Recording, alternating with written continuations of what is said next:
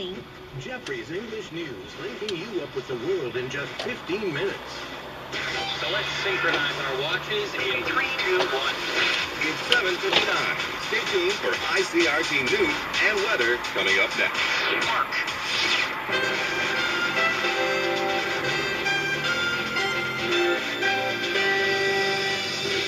We're ICRT, FM 100, Taipei, Taichung, and Kaohsiung.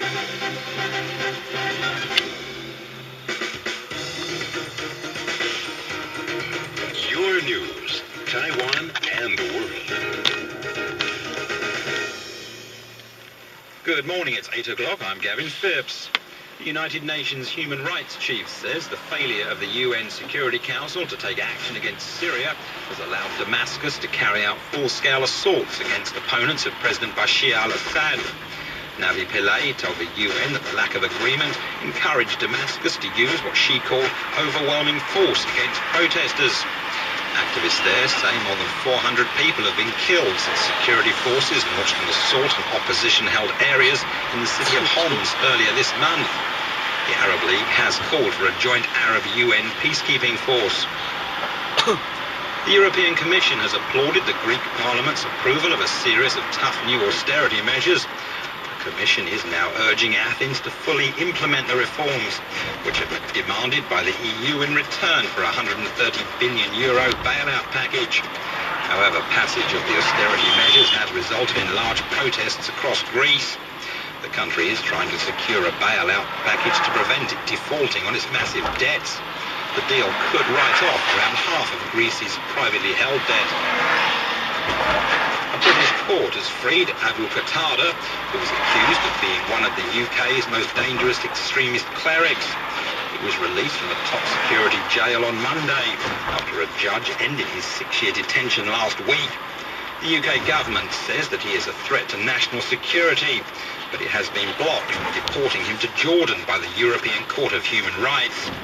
The European Court blocked his deportation to Jordan, where he faces terror charges, claiming that evidence obtained by torture might be used against him there. US and North Korean officials will meet on February 23rd to discuss Pyongyang's controversial nuclear program. According to the US State Department, Washington's envoy for North Korea, Glenn Davis, will hold talks with North Korean First Vice Foreign Minister in Beijing. The talks are aimed at restarting negotiations over disarmament. They will be the first such talks since the death of North Korean leader Kim Jong-il in December of last year. Israel's leader Benjamin Netanyahu has blamed Iran for bomb attacks on embassies in India and Georgia. Witnesses say a motorcyclist placed a device on an embassy car in Delhi, causing a blast that hurt 4 people, one of them seriously. And a bomb was placed underneath a diplomat's car in Tbilisi. That bomb, however, was defused. The Iranian officials have denied the charges. And news from Taiwan. Taipei health officials have removed imported US beef ribs from the shelves of 2 branches of one of the city's leading hypermarkets. The move follows confirmation that trace amounts of residue of the leanness-enhancing drug ribtopamine were found in the products. The contaminated US beef products were discovered.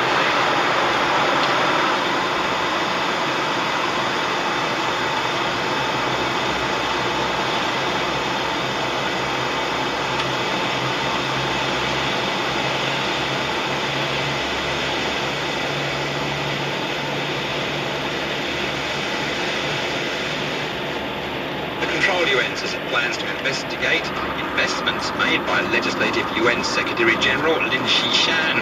The move follows allegations that Lin's stock holdings exceed 10% of his personal assets, that most civil servants are legally allowed to hold.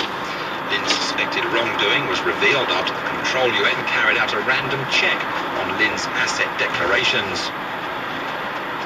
Economics Minister Shi Yan-shan says the government must accelerate trade talks with China as the island is falling behind major trade rival South Korea, which is slated to carry out similar negotiations with Beijing. According to Shi, the Ma administration must complete talks before China and South Korea conclude their negotiations. China and South Korea are set to begin talks on a free trade agreement in March. The Northern Military District Court is denying reports that former Defence Minister Chen Jiaomin will pay the highest amount of compensation package to the family of a wrongfully executed conscript. Reports have said that Chen will shoulder the lion's share of the 103 million NT dollars in compensation, which is set to be paid to the family of Zhang Guoqing, who was wrongly executed for the rape and murder of a 5-year-old girl in 1997. Zhang was posthumously acquitted of the charges by a military court in September of last year.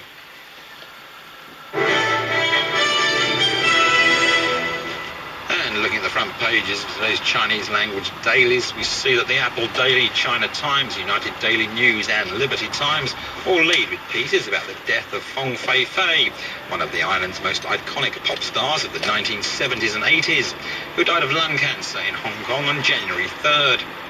And taking a very quick look at the English language dailies, the Taipei Times and China Post both opt to lead with the riots in Greece after Parliament there passed a series of austerity measures.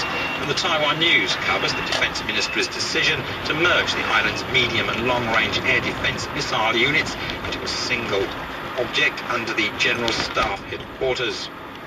Now for today's perspective with Geoffrey Mindich, after which we'll be back with a quick look at all the latest news from the world of sports.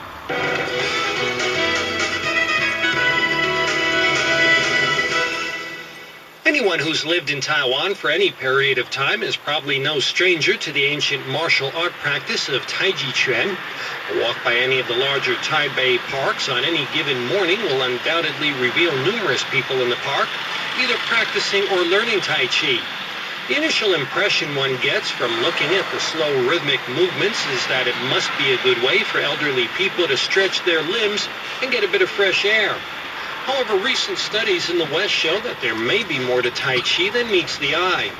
According to the most recent study published in the New England Journal of Medicine, it helps improve balance and movement control for people with Parkinson's disease. The latest study employed 3 control groups of people with movement and balance problems caused by Parkinson's disease. They were divided into 3 exercise classes that met for twice a week. One of the groups was taught Tai Chi, while the other 2 took classes in stretching and resistance training, respectively. A half year later, the almost 200 patients were tested, and surprisingly, perhaps, the patients in the Tai Chi group performed better on a number of measures related to strength, movement control, and balance. For Perspective, I'm Geoffrey Mindich. ICRT News Time, 7 minutes after 8 o'clock. In soccer action yesterday, Napoli got back to winning ways in Serie A with a comfortable 2-0 win against Chievo Verona, while struggling Siena stunned Roma with a 1-0 win. Real Sociedad needed 2 second-half goals to secure a 2-0 victory over Sevilla. Sociedad moved 1 point above Sevilla, which is now winless in 8 games with 3 straight losses. Tennis action yesterday, Serbia's Ani Ivanovic advanced to the second round of the Qatar Open when her opponent, Carlos Suarez Navarro, withdrew midway through their match because of a back injury. Svetlana Kuznetsova of Russia joined Ivanovic in the second round, beating Maria Jose Martinez Sanchez of Spain. And in the first upset of the event, Kazakhstan's Ksenia Polak rallied from a set down to beat 10-seeded Anastasia Pavlyuchenkova of Russia. China's Shuai Peng, seeded 14th, overcame a slight stutter in the second set to beat qualifier Fatma Al-Nabhani of Oman. Elsewhere, Paul-Henri Mathieu fought back from a set down to upset 4-seeded Feliciano Lopez in the opening round of the ABN AMRO World Tennis Tournament in the Netherlands. 6th-seeded Alexander Dokopolov of Ukraine also went out in the first round, losing to Lukas Kubat of Poland. Baseball news now. The Oakland Athletics have come to terms on a multi-year contract with a prized free agent from Cuba. More on this from the AP's John Klobuchar. Cuban defector Yoenis Cespedes gets a 4-year, $36 million contract with the A's. It's a big move for the club, which has been in a rebuilding mode this winter, trading away starting pitchers Gio Gonzalez and Trevor Cahill and all-star closer Andrew Bailey. The A's are hoping to get clearance from Major League Baseball to relocate to San Jose and build a new ballpark. Cespedes played for Cuba in the 2009 World Baseball Classic and is projected to be ready for the majors. I'm John Klobuchar. And the Red Sox and their veteran designated hitter won't be going to arbitration. AP's Jack Briggs has the story.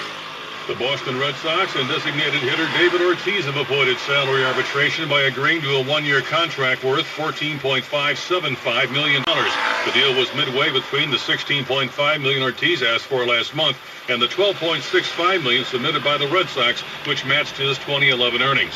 Ortiz hit .309 with 29 home runs and 96 runs batted in last year. This is Jack Brake. Cricket action yesterday. Alistair Cook scored a career-best one-day total of 137. And baseman Steve Finn recorded his best ever ODI haul of 4 for 34 to help England trounce Pakistan by 130 runs in the first contest of a 4-match series.